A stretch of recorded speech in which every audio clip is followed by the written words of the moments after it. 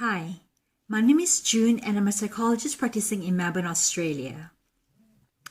I've been doing a series of videos about using a different take on how to overcome coronavirus without letting it destroy our spirits.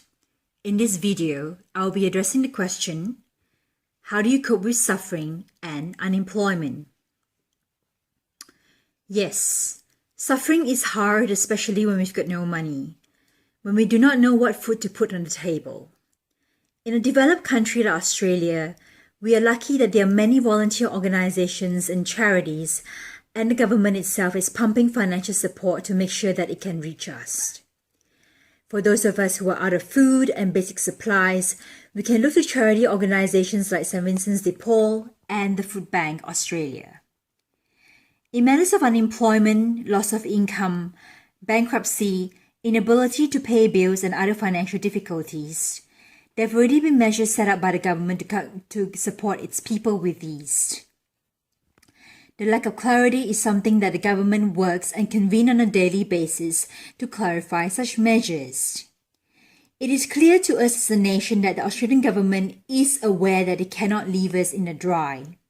The natural dynamics of our human complaints are stirring them into action.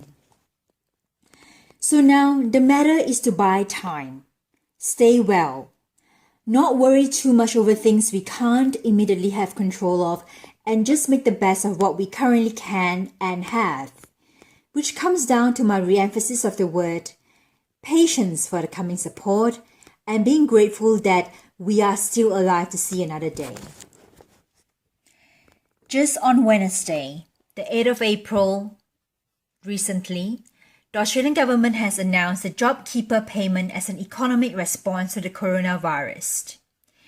In this wage subsidy program, businesses affected by the coronavirus will get financial assistance from the government in a sum of $1,500 per employee every fortnight for the next 6 months to be paid to them so that the employees can retain their job and continue to earn an income.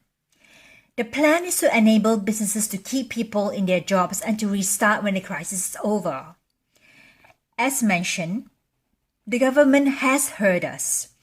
We just need to be patient for the help that is to come and make do with what we have at the moment. There have been talks about extending financial support even to migrants.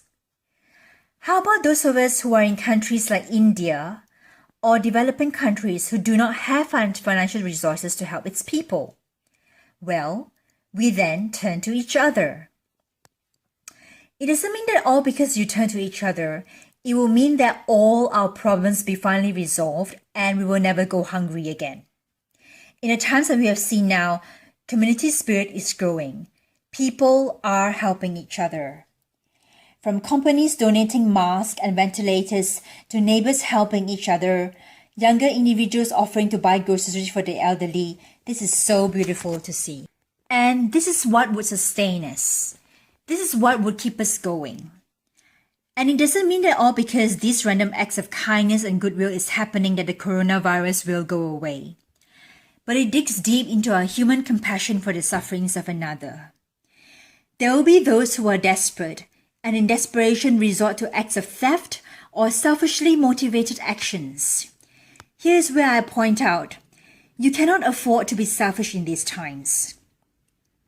Human beings will destroy themselves if they steal from each other.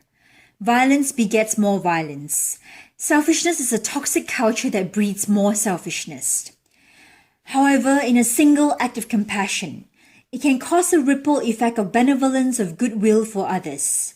And that's what we all need now. One act of kindness can change our day. I'm sure all of us can relate to that, especially before going to bed at night and you reflect on something good that has happened to you and it was that one random act of kindness that someone did for you. No money can buy. Life is more meaningful and is worth living because of it. Let us now summarize the 3 main points from this presentation. The loss of income and poverty can be assisted by governments and charity organizations in countries that have that resource. Governments in the world are not resting and trying their best to support its people. For governments in poorer countries or in globally as a whole, we should act like a collective community looking after each other to help ease each other's burdens, pain, and suffering. Thank you for your kind attention so far. In the next part of the series of this video, we would address questions about death and the loss of our loved ones.